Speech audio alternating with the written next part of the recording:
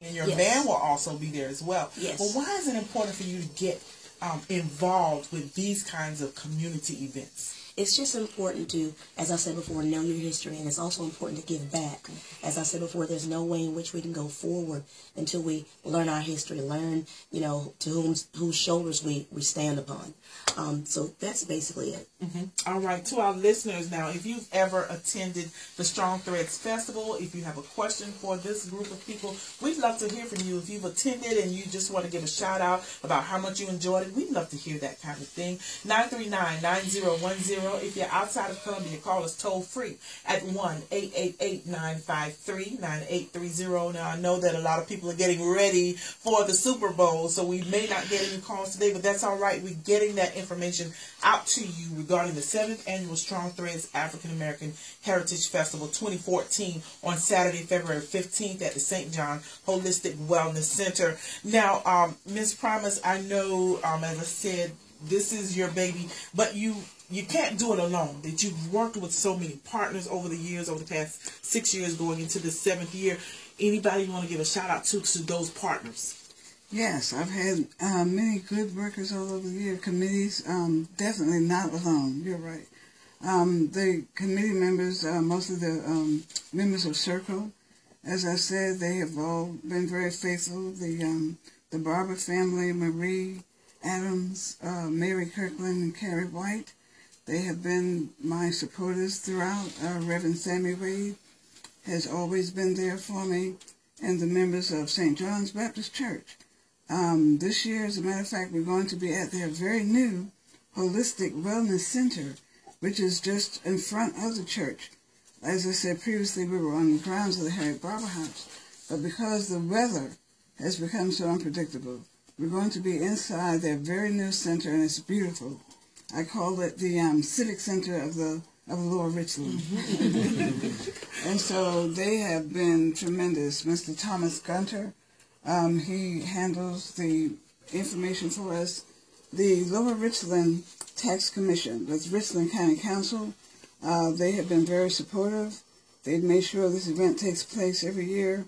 We have to prove that we're worthy. And so I'm very happy with the Richland County Council. That's a big part of it. Over the years, we've had the South Carolina Endowment for the Arts, part of the National Humanities Council. They have supported this. The organization STAR, which stands for Serious Teens and Adults Acting Responsibly, they've been a big part of that. So we've had a lot of support over the years. Wonderful. Now, April, being a middle school teacher, and I know that the Hopkins Middle School Chorus will be there, but do you see, and I'm going to ask you just to speculate a little bit, appreciation for this kind of thing among young people?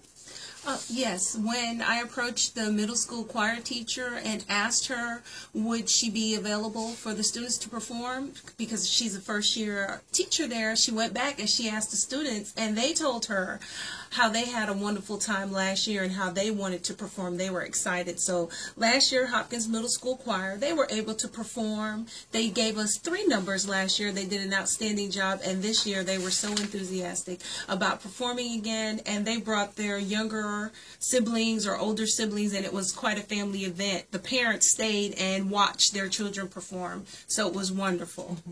Now, I know that you're going to have a skit on anti-bullying, and we're beginning to see a lot of that in the schools. How important is it, I guess, in any venue to get this kind of message out to young people that bullying will not be tolerated?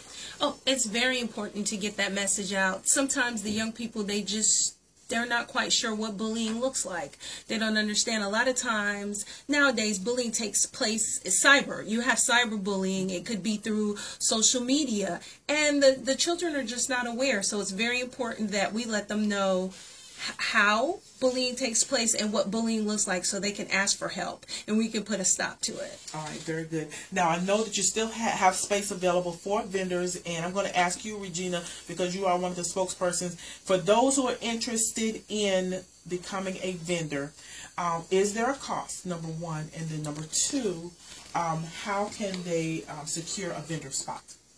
Well, first of all, if you would like more information on vendors, feel free to call 803-261-5596. 5596, excuse me. It's $100. Also $50 for youth vendors and public services. All right, very good. And so it's very affordable. Yes. And you're looking